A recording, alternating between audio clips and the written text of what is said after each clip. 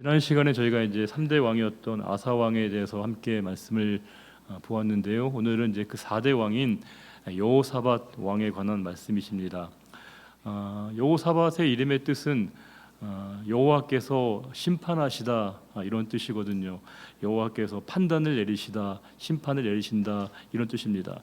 저와 여러분은 근본적으로 심판이라는 단어에 대해서 그렇게 긍정적이진 않습니다. 왜냐하면 심판은 뭔가 좀 우리에게 두려움을 주기도 하고 뭔가 우리가 어떤 최종적인 선언과 판단을 받는 것이기 때문에 심판이라는 단어를 먼저 떠올리게 되면 살짝 우리가 두려움도 갖게 되고 또 뭔가 그 마지막 순간이 먼저 연상이 되어져서 보통 분들은 저도 상당 부분 포함되겠는데 심판이라는 단어가 우리에게 그렇게 늘 편하게 다가오진 않습니다. 근데 제가 심판이라는 단어를 조금 바꿔서 심사라고 쓰면 어떨까 그런 생각도 좀 들었습니다. 하나님께서 우리의 상황에 대해서 심사하시는 분이시다라고 하는 것이죠. 즉 우리의 삶에 대해서 누군가는 그 옳고 그름을 누군가는 판단을 하셔야 되지 않겠습니까? 그럼 우리의 삶에 대한 저와 여러분의 삶에 대해서 누가 판단할 수 있는 겁니까? 여러분의 삶은 누가 판단을 내리실 수 있는 거예요. 그러니까 누군가가 판단을 내리시는 대상은 있어야겠죠. 부모 안 됩니다.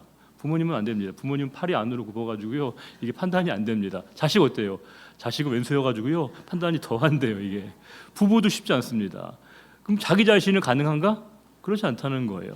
오직 하나님만이 우리의 삶을, 우리의 존재를 판단하실 수 있는 유일한 분이 하나님이시라는 그 사실을 갖는 것, 믿는 것, 그것이 바로 성도의 믿음이거든요. 이건 굉장히 우리에게 엄청난 위로도 되고 또 용기도 되고 소망도 됩니다. 왜냐하면 우리의 모든 삶에 대한 부분들을 유일하게 아시는 그 하나님 앞에 내가 선다라고 하는 것은 우리의 삶에 대해서 우리가 어떤 부분들을 뭔가 이렇게 꼼수를 쓸 필요가 전혀 없는 셈이거든요. 사람에게 잘 보이려면 얼마나 어렵습니까? 제가 표현 쓰기 싫지만 얼마나 안 입고 올 때가 많아요, 여러분. 사람에게 잘 보이려고 하게 되면 이것도 해야 되고 이것도 맞춰줘야 되고 이것도 신경 써야 되고 이것도 해야 되고 다 고려할 게 너무 많거든요. 그러다 보면 마음이 되게 불편하거든요. 내가 이렇게까지 해야 돼, 이렇게까지 살아야 돼, 이런 좀 미생 같은 마음이 들 때가 있거든요. 근데 하나님 앞에서는 그럴 필요가 없습니다. 나의 솔직한 모습, 진솔한 모습, 그분은 모든 것을 다 아시는 분이시기 때문에 그분 앞에 우리가 선다라고 하는 것은 엄청나게 우리에게 큰 희망이 되고 용기가 되는 말씀이 아닐 수 없습니다. 여호사밧은 바로 그 이름처럼 여호와께서 심판하시다, 여호와께서 심사하시다 그런 이름의 뜻을 지니고 있는 것이 바로 여호사밧인데 그 앞에 왕이었던 선대 왕이었던 아사 왕은 되게 괜찮은 왕이었지만 되게 좀 아쉬운 왕.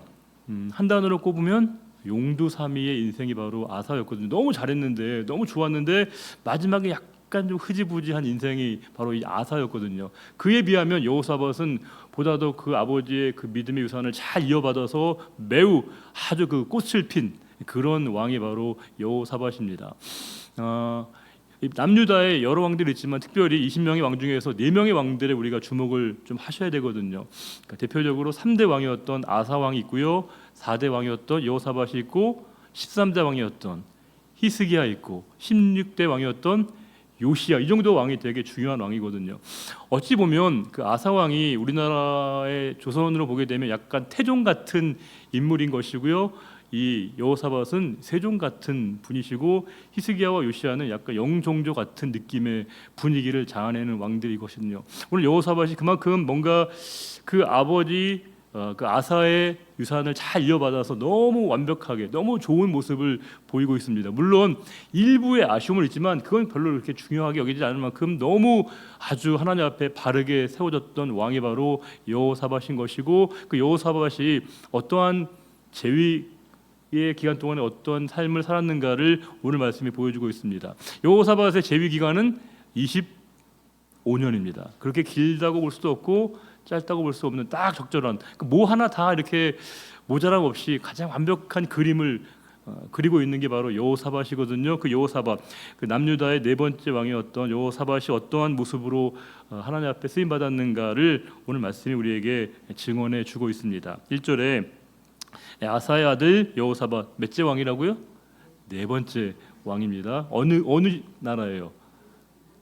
남유다입니다. 그럼 이게 그냥 북 이스라엘, 남유다 이렇게 구분하지 않습니다. 이스라엘로 나오면 우리가 북이스라엘로 읽으셔야 되고요. 유다라고 나오면 남유다로 읽으셔야 됩니다. 그 아사의 아들 여호사밧이 이제 왕이 된 겁니다. 그 왕이 되고 스스로 강하게 하여 굉장히 자기 자신을 먼저 이렇게 수신제가 한 거죠. 자기 자신을 먼저 든든하고 분명하게 자기 자신을 태워간 다음에 왕이 할 일은 자기를 지키는 게 아니죠.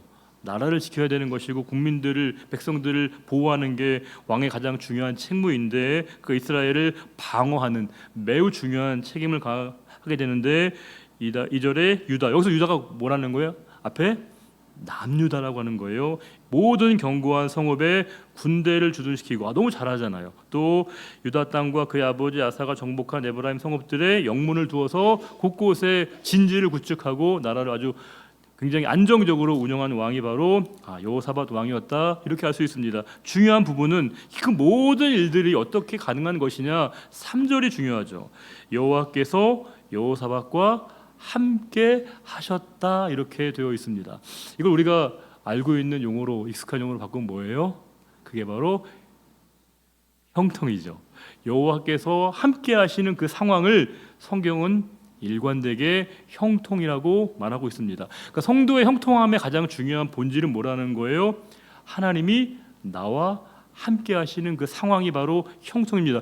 이걸 늘 말씀드리지만 조건적으로 이해하시는 것보다도 이게 완결형으로 이해하셔야 되거든요. 무슨 말이냐면 우리는 보통 하나님이 나와 함께 하시면 내 삶에 형통함이 있다, 이렇게 우리가 보통 이해하거든요. 그것도 맞죠. 하나님이 우리와 함께 하시면 이기게 하시고 하나님이 우리와 함께 하시면 승리하게 하시는 것 맞지만 더 중요한 건 우리가 이걸 조건적으로만 볼 것이 아니라 그 문장 그 자체를 완결형으로 봐야 됩니다. 무슨 말이냐면 성도에게 형통함이 뭐예요?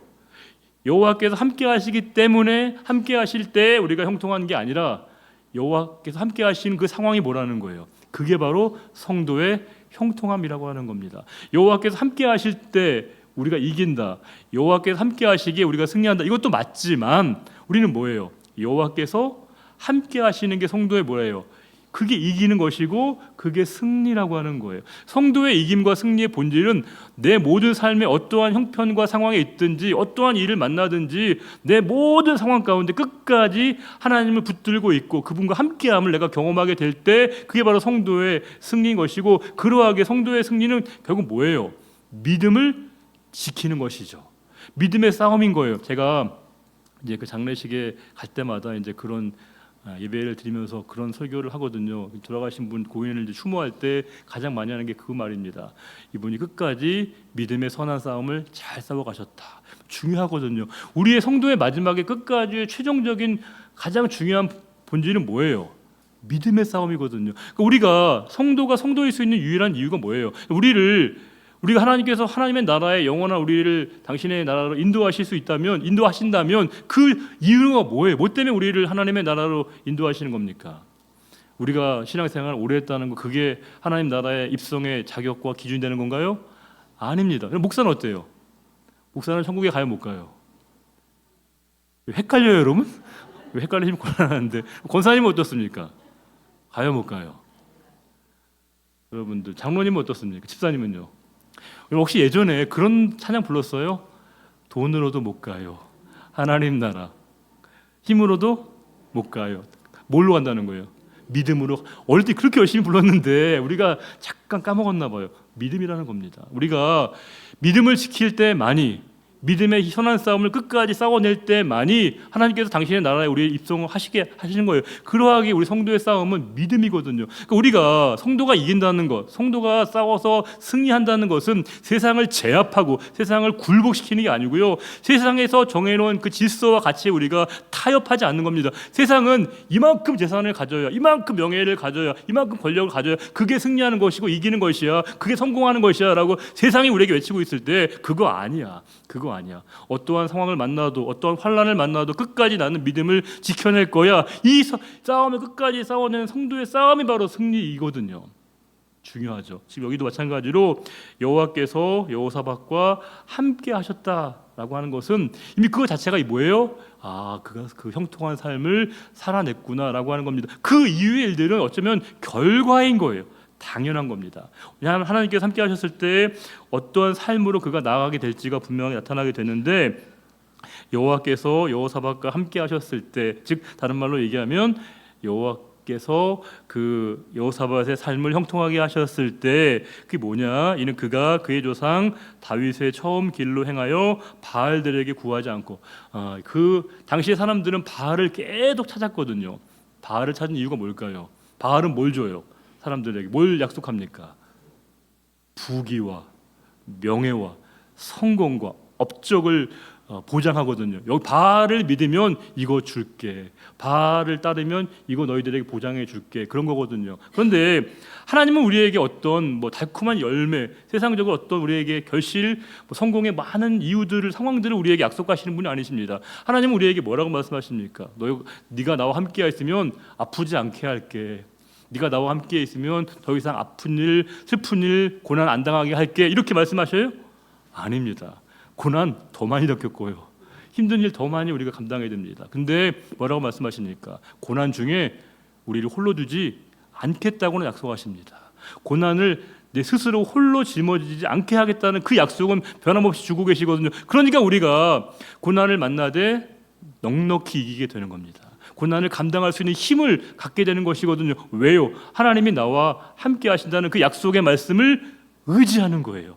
그러니까 이렇게 그 삶을 살아갈 수 있는 것이고, 지금 이 모든 것 가운데 여호사밧은 언제나 그 삶에서 사람들이 떠들리고 있는 바알이 아니라 여호와 하나님에게 그의 마음의 중심을 두었다는 것을 얘기하고 있습니다. 그러면서 4절에 오직 그의 하나님 아버지 하나님께 구하며 그의 계명을 행하고 이스라엘의 행위를 따르지 아니하였습니다. 사실은 하나님을 온전히 믿게 되면 이렇게 살아야 돼, 이런 계명을 지켜야 돼, 이런 행동을 해야 돼 라고 말하는 건 사실은 좀 사족 같은 거예요. 그렇게 얘기할 필요도 없는 겁니다. 아니, 하나님을 믿고 있고 그분을 사랑하는데 어떻게 그분이 원하시는 일을 하고 싶으면 내 마음이 열리지 않는 것 자체가 불가능한 명제거든요. 우리가 아까 우리 권사님도 기도하셨다시피 오고 싶은 교회, 되고 싶은 성도, 하고 싶은 일이라고 하는 것은 우리가 와야만 되는 교회, 되어야만 되는 성도, 해야만 되는 우리 섬김이 아니라 뭐라고요?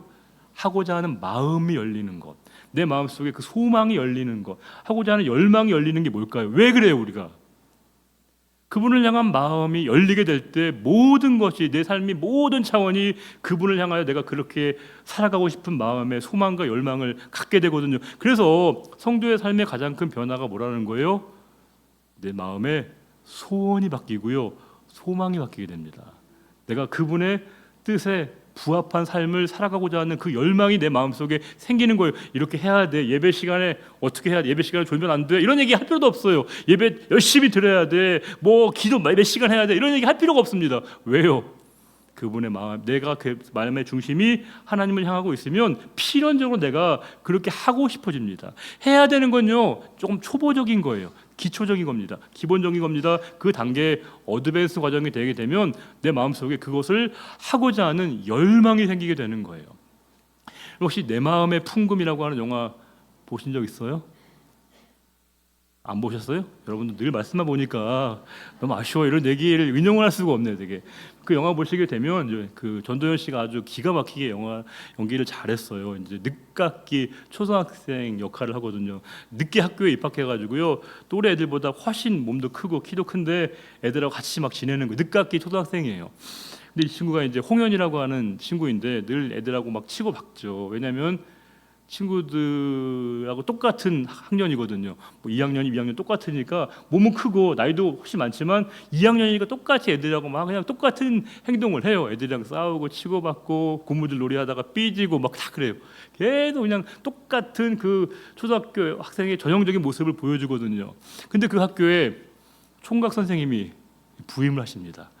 총각 선생님이 부임하시는데 이분이 이제 버스에 내려가지고 마을 어귀에 도착한 다음에 학교를 모르시잖아요. 산리초등학교거든요. 산리국민학교인데 학교 위치를 모르니까 그때 마침 이 홍현이가 있었던 겁니다. 그래서 홍현이한테 학교 위치를 물어봐요. 근데 그 뭐라고 하는지 아세요? 아가씨, 산리국민학교가 어디예요? 이렇게 물어봅니다. 그러니까 얘가 이제 너무 창피하니까 이렇게 저기 있다고 저렇게 그 영화에 나오거든요. 되게 인상 깊은 장면입니다. 그리고 이제 선생님은 이제 가고 홍현이가 이제 자기 집에 가는데 그때부터 이 홍현이가요 계속 한 가지 말을 되뇌이는 거예요. 아가씨? 아가씨라는 거예요. 뭐예요? 누구를? 자기를 스스로 아가씨로. 나는 2학년 애인 줄 알았는데 3학년짜리 이제 그 어린 아이인 줄 알았는데 나를 아가씨라고 불러준다는 거예요. 내가 그런 아가씨였어? 이렇게 스스로의 자리매김을 하고 난 다음에 얘가 굉장히 달라집니다. 그 다음부터 친구들하고 얘기하면서 안 삐져요. 고무줄 놀이하는데도 대수롭지 않게 여기게 됩니다. 네가 해. 굉장히 마음의 여유를 갖는 모습을 보인다는 거예요. 왜 그럴까요? 자기 자신의 존재를 초등학교 2학년이 아니라 아가씨로 규정하고 자기 자신을 그렇게 자리매김하고 난 다음에요 내가 어떻게 살아야 될지에 대한 의미를 스스로 부여받게 되는 것이거든요. 여러분 우리가 성도로 살아간다는 거 하나님이 우리에게 그와 같은 존재의 가치를 명명해 주신 거예요. 성도는 그런 거거든요. 우리가 이 세상에서 자꾸 막 삐지고 다치고 상처받고 이 모든 것 가운데 살아가는 그 모든 걸 우리가 세상에 똑같은 노멀한 사람처럼 살아가는 우리들에게 하나님이 너는 성도야, 하나님의 백성이야 라고 우리의 존재의 의미를 새롭게 부여해 주시게 되면요 우리가 다르게 되는 거예요. 상황을 다르게 받아들이는 겁니다. 우리는요 좀처럼 삐지지 않습니다. 좀처럼 마음에 상처받지 않습니다. 왜요? 우리 성도니까.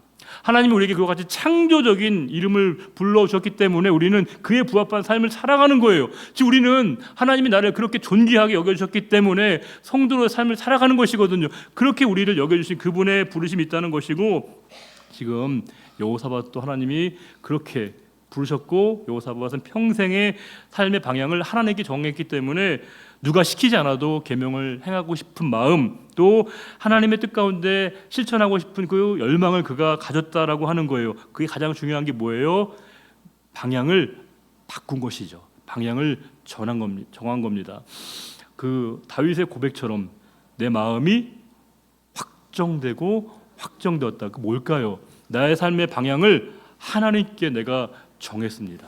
내 삶의 방향을 영원하신 하나님께 내가 맞췄습니다. 이걸 바로 다윗이 얘기한 거거든요. 그래서 믿음이 뭐예요? 믿음을 얘기할 때 우리가 크기만 얘기하는 것, 열심만 얘기하는 것, 그건 되게 부족한 거예요. 어쩌면 그건 되게 중요하지만 우선순위의 문제는 아닙니다. 믿음은 먼저 뭐가 중요하다는 거예요? 항상 방향이죠. 내가 누구를 바라보고 있는가, 내가 누구를 하나님을 향한 바른 방향이 있고 난 다음에 그 다음에 열정도 필요한 것이고 열심도 필요한 것이고 뜨거움도 필요한 것이고 크기도 필요한 거예요. 근데 우리 자꾸만 크기만 강조해요. 뜨거움만 강조해요. 열정만 강조해요. 그런데 그 열정과 열심이 하나님과 점점 멀어지고 있다고 한다면 그건 믿음이 아닌 거예요. 저는 돈이 인생의 전부야, 난 주먹이 인생의 전부야, 이렇게 얘기하는 사람의 저는 그 주장을 폄훼하고 싶진 않아요. 그래, 그건 뭐예요? 그건 신앙이 아니에요. 왜요? 신념이죠. 자기 신념입니다. 우리 신앙은 뭐예요? 언제나 내 삶의 방향을 하나님에게 향하고 있는 겁니다. 지금 여호사밧의 가장 중요한 뚜렷한 특징이 뭐라는 걸까요? 그가 이 모든 일들을 해냈던 가장 중요한 이유가 뭐예요? 내 삶의 방향을 궁극적이고 영원하신 하나님에게 두었다라고 하는 거예요. 그러하기에 하나님이 기뻐하신 일을 그가 하고 싶은 그 마음의 소망과 열망을 그가 갖게 되었다는 겁니다. 그러므로 5절에 그러므로 여호와께서 나라를 그의 손에서 견고하게 하심에 유다 무리가 여호사밧에게 예물을 드렸으므로 그가 부귀와 영광을 크게 떨쳤더라. 우리는 여기에 아멘으로 화답하였더라. 우리는 여기가 너무 좋잖아요. 부귀와 영광. 여러분 이게 중요한 건 뭐냐면 그 여호사밧의 부귀와 영광이 여호사밧의 삶의 목표였을까요? 아니면 결과였을까요? 잠시 여러분 생각할 동안에 물 한 잔 마시겠습니다. 목표와 결과는 다른 거예요.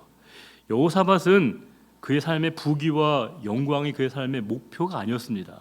그것은 그의 삶을 그렇게 살았을 때 하나님이 더불어 주시는 덤 같은 거였습니다. 그게 그의 삶의 목표는 아니었다는 거예요. 그의 삶의 목적은 하나님이셨습니다.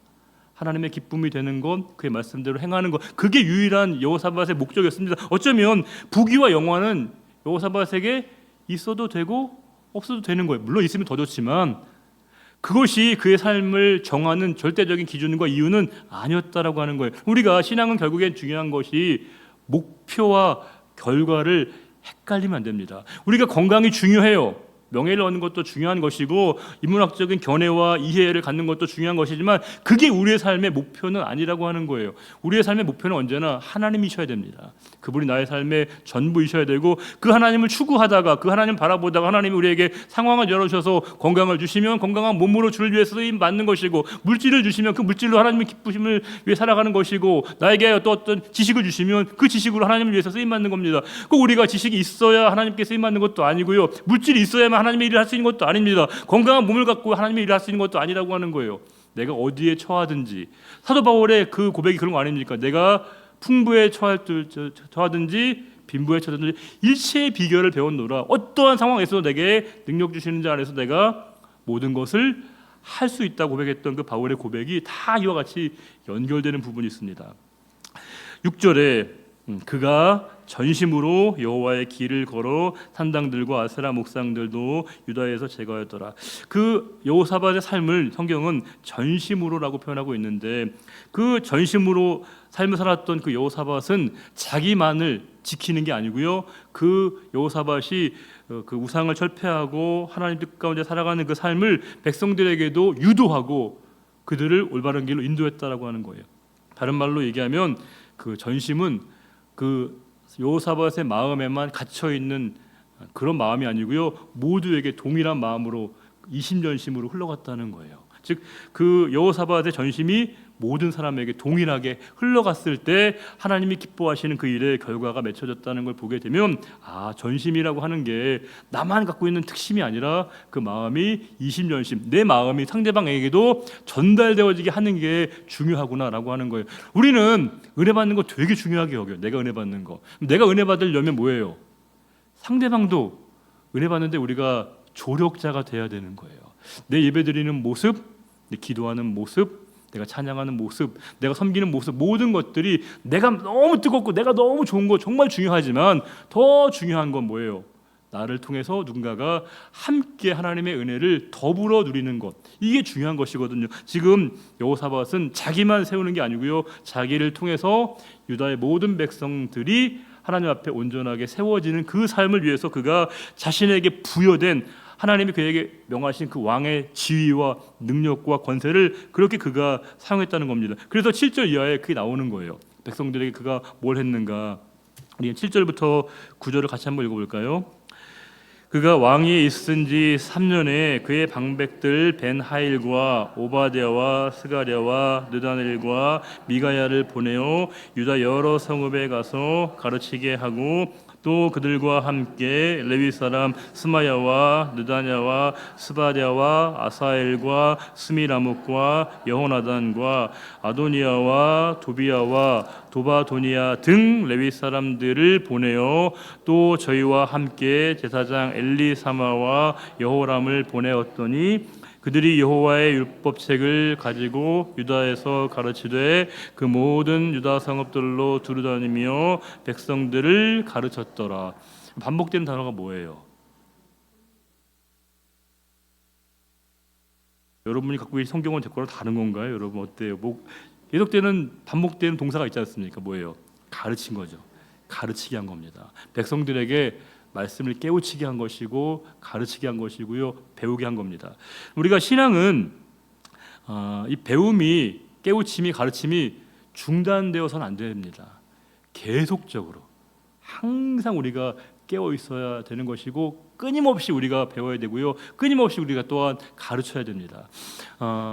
목사가 성경을 몇 번쯤 되면 더 이상 성경을 안 봐도 될까요? 어때요? 몇 번쯤 읽으면 제가 성경 안 보고도 제가 막 성경 설교 다 할 수 있는 그런 경지가 되려면 몇 번 정도 보면 될까요? 그럼 어때요? 물경 한 100번 이상은 봤던 것 같은데 늘 볼 때마다 항상 새롭고 또 새롭거든요. 항상. 여러분 어떠십니까? 여러분들은 다 이렇게 통달한 분들처럼 이렇게 여러분 기독교에 없는 단어가 뭐예요? 우리는요 열반, 득도 이런 거 없습니다. 우리는요 오늘의 우리의 삶이 존재할 뿐입니다. 그러니까 우리는 영원히 하산할 수 없는 자리에 있는 거예요. 보통 우리가 어떤 무협 영화 보면 그렇지 않습니까? 이제 하산해라, 다 끝났으니까. 근데 우리는 끝나는 게 없어요. 끝나는 게 없습니다. 영원히 뭐예요? 영원히 ing입니다. 영원히 공사 중이고 연건이 현재 진행형인 거예요. 그러니까 그 사실을 여호사밧이 알고 백성들을 끊임없이 가르치고 배우고 익히게 한 겁니다. 그것은 비단 그들에게만 배우도록 요청한 게 아니고 뭘까요? 스스로가 늘 말씀 앞에 깨어 있게 하기 위해서, 늘 말씀 앞에 본인이 배우고 익히고 새로워지기 위한 과정이거든요. 여러분, 이게 가르치는 자가 누리는 되게 기쁨이 있습니다. 이건 뭐 교회학교 선생님들도 다 아실 터인데, 우리가 교회학교에서 아이들에게 뭐 분만 공부를 하고 공과를 가르친다고 하면 그 가르치는 시간 한 20분 남짓 되겠죠. 그 본인이 몇 시간 준비해야 되겠습니까? 10분 준비하고 20분 애들에게 가르치는 선생님은 이거는 사기꾼이에요. 사기꾼. 이게 불가능하거든요. 목사가 설교를 한 30분 정도 한다고 하면 몇 분 정도 설교 준비하면 될까요? 자, 여러분 얘기를 한번 들어봅시다. 어때요, 여러분? 몇 분 정도 준비하면 될까요, 여러분? 30분 정도 설교하려면 몇 분 정도 준비하면 설교가 가능할까요? 10시간? 네, 시간이 뭐가 중요하겠습니까? 집중력이 중요해요. 근데 이게 많은 분들이 아시다시피 이게 이건 정말 최소한으로 내가 1시간을 준비한다면 1시간 이하를 준비해서는 불가능한 거거든요. 무슨 말이냐? 가르치는 자는 언제나 그 이상을 배우게 된다는 거예요. 언제나 그렇습니다. 그러니까 우리가 1대1 해보면 다 아십니다. 저도 1대1 여러 번 해봤지만 저도 1대1 하면서 좀 많은 분들을 제가 이제 동반자분들과 또 이제 리더들을 양육했는데, 제가 이제 그분들에게 한두 시간 강의를 하려고 한다면, 또 이렇게 말씀을 준비하려고 하면 몇 시간을 새롭게 준비하고 또 배워야 되거든요. 이미 봤어요. 한두 번 본 거 아닙니다. 근데 또 준비해야 되고 또 확인하고 또 배워야 되거든요. 언제나 하나님 말씀은 우리의 삐뚤어진 부분과 모난 부분들과 깨진 부분들을 알게 하신 거예요. 여러분들이 어제 우리가 거울 봤다고 오늘 거울 안 봐요? 어때요? 여러분들 그렇게 용감하셔요? 아침에 나오실 때 다 우리가 뭐예요? 거울을 보거든요. 어제 봤는데 뭐하러 봐요? 어제 확인했는데. 날마다 우리를 비춰봐야 되거든요. 하나님의 말씀은 거울 같은 겁니다. 나를 비춰보게 하시고 나를 알게 하시고 나를 깨닫게 하시는 게 바로 이 거울 같은 하나님의 말씀이거든요. 그러니까 우리가 늘 말씀을 항상 배우고 보고, 우리가 그 말씀 앞에 언제나 항상 늘 깨어있는 그런 모습이 필요한 것이고, 여호사밧은 백성들에게 늘 그 말씀을 가르치고 배우고 익히게 함으로 말미암아 그들 모두가 다 하나님 말씀 앞에 잠겨지는 삶이 되어지도록 여호사밧이 그에게 부여하신 그 권한을 그렇게 올바른 방향으로 여호사밧이 사용했다라고 하는 겁니다. 잘하고 있죠. 너무 잘하고 있습니다. 그럴 때 10절에 여호와께서 유다 사방의 모든 나라에 두려움을 주사. 이 말은 뭐예요?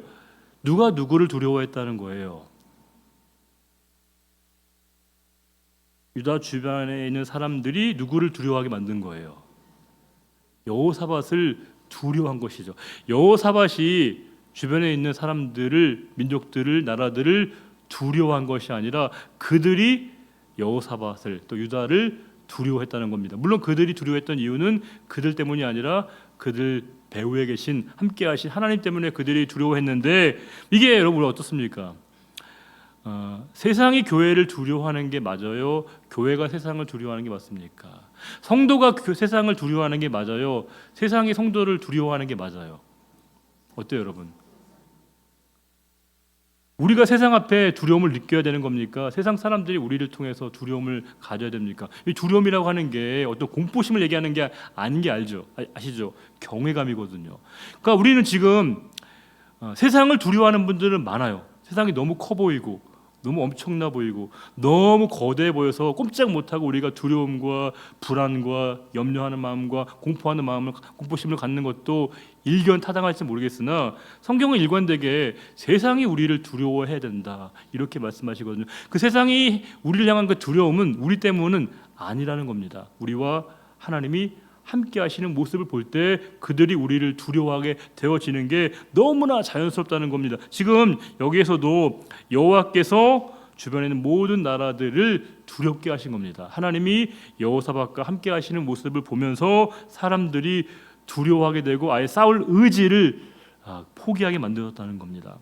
그래서 11절에 블레셋 사람들이 여호사밧에게 예물을 드리며 또 은을 바치고, 또 아라비아 사람들은 짐승 떼고 순양 7,700마리, 순염소 7,700마리 숫자를 헤아리기도 힘들 만큼 어마어마합니다. 여호사밧이 점점 강대하여 유다의 견고한 요새와 국고성을 건축하고 또 유다 여러 성에 공사를 많이 하기도 하고 또 예루살렘에 크게 용맹스러운 군사를 두었으니 정말 승승장구하고 있습니다. 14절에 군사의 수요가 그들의 족속대로 이러하니라. 유다에 속한 이제 그 여러 여호사밧의 휘하에 있는 탁월한 장수들, 리더들 중에 아주 탁월한 사람들 몇몇을 소개하고 있는데요. 그 중에서 아드나라고 하는 사람이 있는데 그 아드나는 용사, 큰 용사 30만 명을 거느렸다 이렇게 되어 있습니다. 이것은 좋은 평가예요, 아니면 나쁜 평가예요?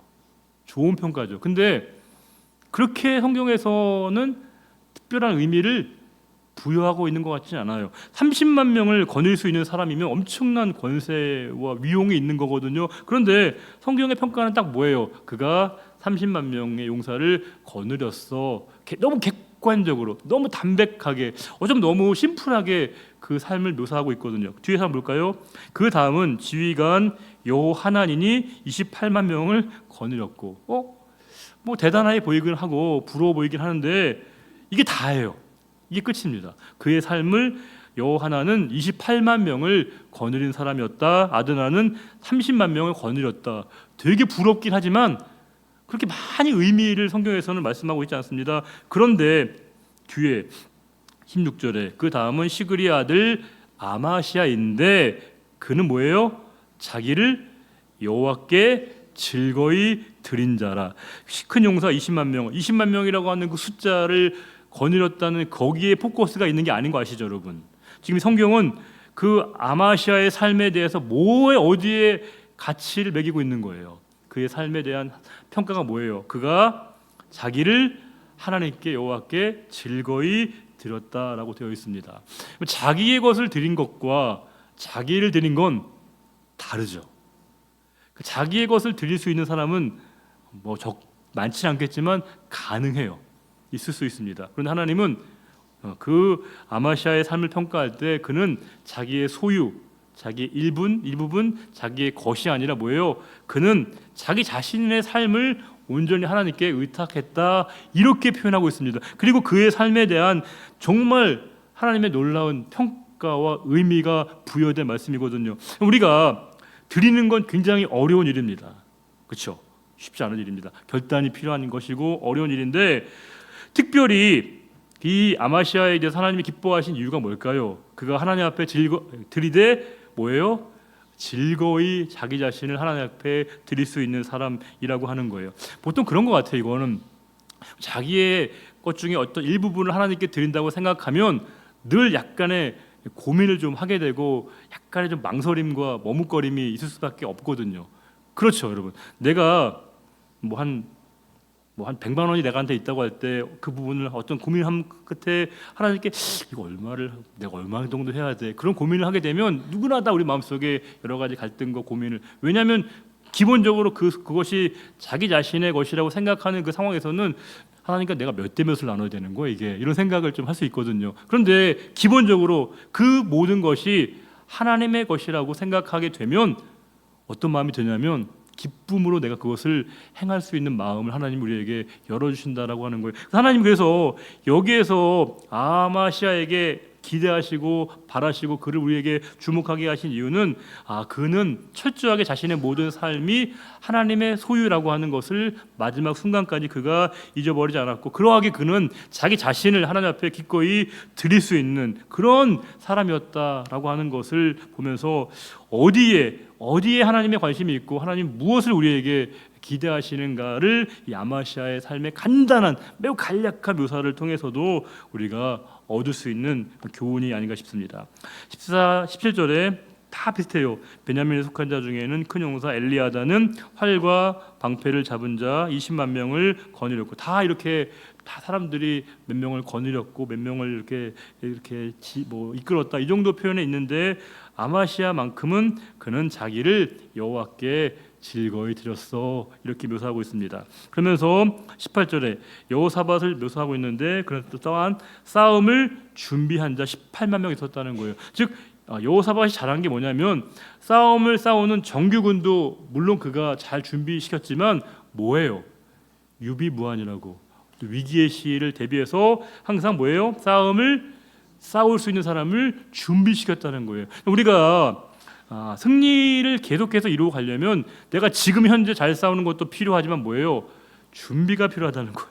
내가 싸움을 준비하는 태도가 필요하다는 거예요. 어느 때 싸움이 있을지 모르니까 항상 늘 이 유비무환의 태도, 임전무태의 태도도 중요하지만 유비무환의 태도로 언제나 내 삶에서 항상 깨어서 준비하는 그 태도가 필요한 것이고, 여호사밧이 그렇게 하나님 앞에 행했다라고 성경이 표현하고 있습니다. 그러면서 다 19절에 여러 사람들에 대한 부분들을 쭉 묘사하고 있는데, 쭉 보시게 되면 여호사밧에 대한 그 목적, 여호사밧이 왕으로서의 통치의 궁극적인 목적은, 여호사밧은 자신의 왕국을 보다도 견고히 하는데 목적이 있는 게 아니었습니다. 여호사밧은 뭐예요?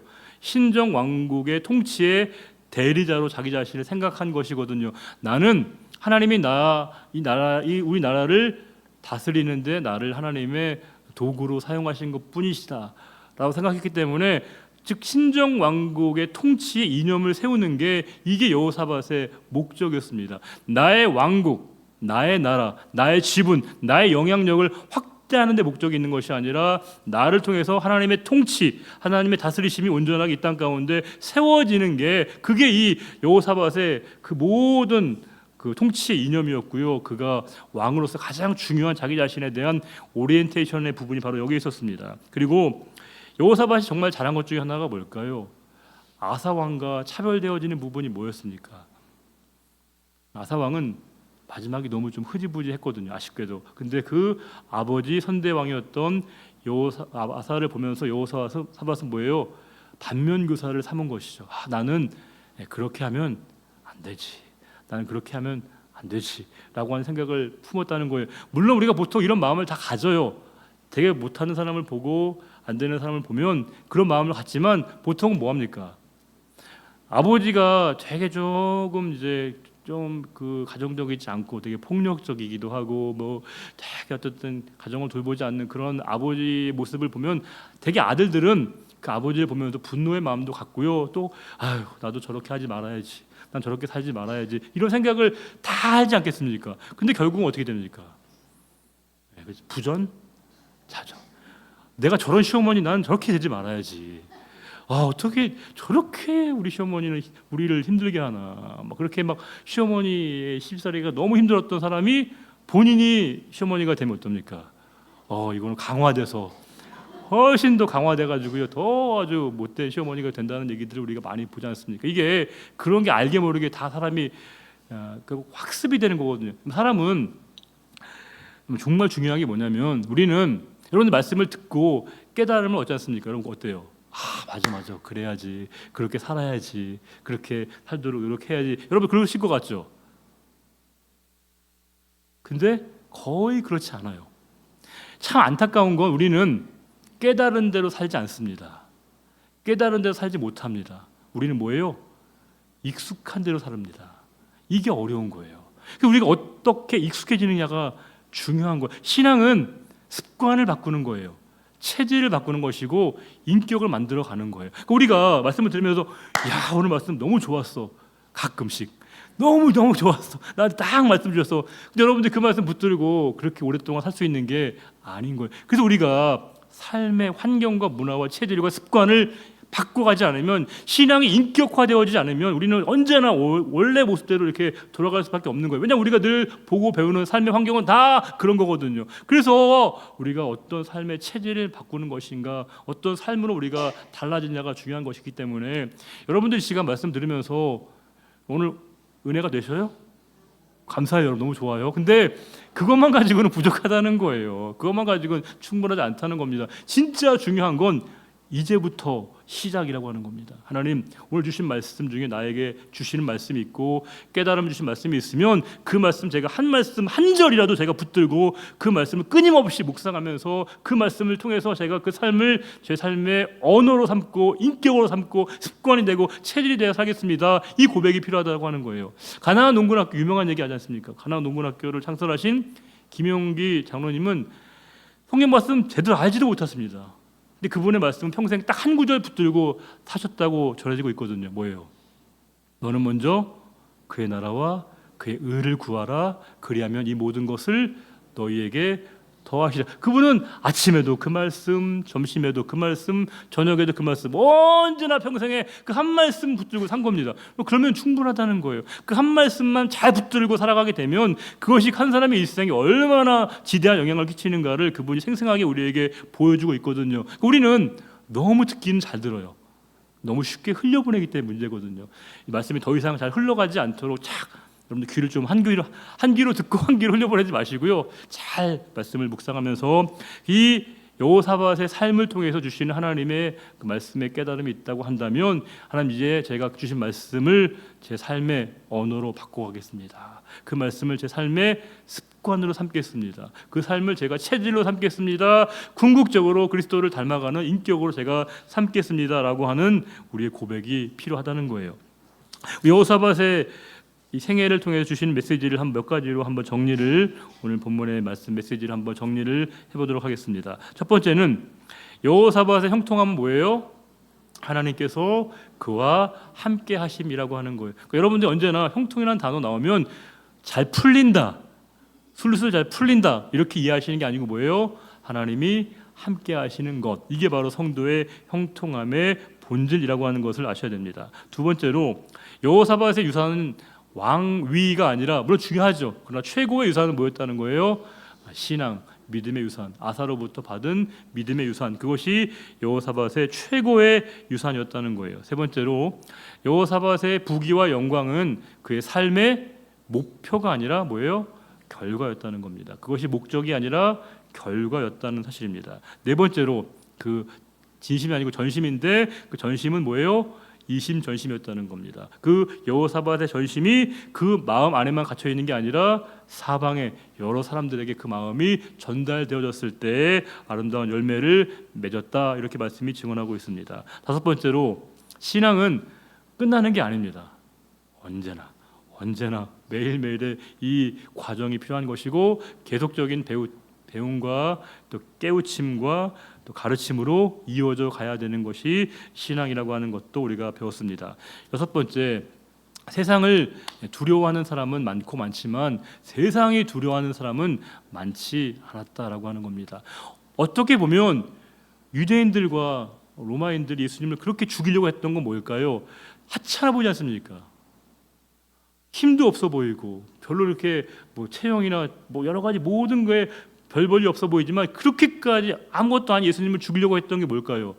그분이 너무 강하신 분이시기 때문에 그분에 대한 두려움이거든요. 그분을 두려워하니까 결국에 그분을 없애려고 마음먹었다는 겁니다. 세상이 어쩌면 우리를 너무 두려워하지 않는 것, 이게 우리가 또 고민해야 될 지점인데, 세상을 두려워하는 것, 세상을 두려워하고 걱정하고 염려하고 불안해하는 사람은 많지만 세상이 우리를 두려워하는 사람은 많지 않다는 것도 우리가 고민해 보셔야 됩니다. 일곱 번째로 그 아마시아는 뭐예요?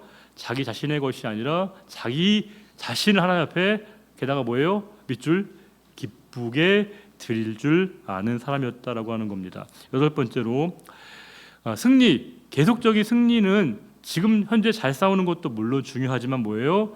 그것을 싸움을 준비하는 그 모습도 우리에게 있어야 한다는 겁니다. 아홉 번째로 여호사밧의, 이게 제일 중요한 부분일 수 있는데, 여호사밧의 통치의 목적은 신정 왕국의 이념을 실현하는 일이었습니다. 즉 이 나라는 내 나라가 아니라, 내 왕국이 아니라 뭐예요? 하나님의 나라이고요, 저는 대리인에 불과합니다라고 하는 의식을 그가 잊지 않았다는 겁니다. 열 번째로 여호사밧은 아사를 통해서 반면교사를 삼았던 왕이라고 하는 것도 우리가 묵상해 봐야 될 것입니다. 기도하겠습니다. 하나님 아버지, 또 오늘 여호사밧의 삶을 통해, 생애를 통해서 또 우리에게 말씀하시고 깨닫게 하시는 하나님의 뜻을 우리가 듣습니다. 주님, 늘 그러하지만 우리가 너무 많은 말씀을 듣고 있어서 어쩌면 그 말씀이 나에게 마음에 새겨지는 시간, 행함의 시간이 우리에게 생략되고 소고되는 것은 아닌가 늘 두렵습니다. 주님, 주의 말씀을 우리의 마음에 듣게 하여 주시고 행함으로 듣게 하시고 습관으로 이어지고 체질로 바뀌고 인격으로 열매를 맺어서 우리의 모든 삶이 하나님의 말씀이 우리의 삶에서 드러나는 삶이 되게 인도해 주옵소서. 주님, 우리의 신앙이 나 하나만을 지켜내는 신앙이 아니라 우리 형제와 자매들과 이웃과 형제들과 우리 주변에 있는 사람들의 믿음을 지켜내는데 우리의 삶이 쓰여지게 하여 주시고, 또 우리가 늘 믿음의 시선을 하나님께 두고 내 삶의 방향을 언제나 영원하신 하나님께로 향하여 날마다 조금씩 나아가는 이 순례의 삶을 살아갈 수 있는 우리 모두가 되게 하실 줄을 믿사오며, 거룩하신 우리의 주님 예수 그리스도의 이름으로 감사하며 기도 올려드립니다. 아멘.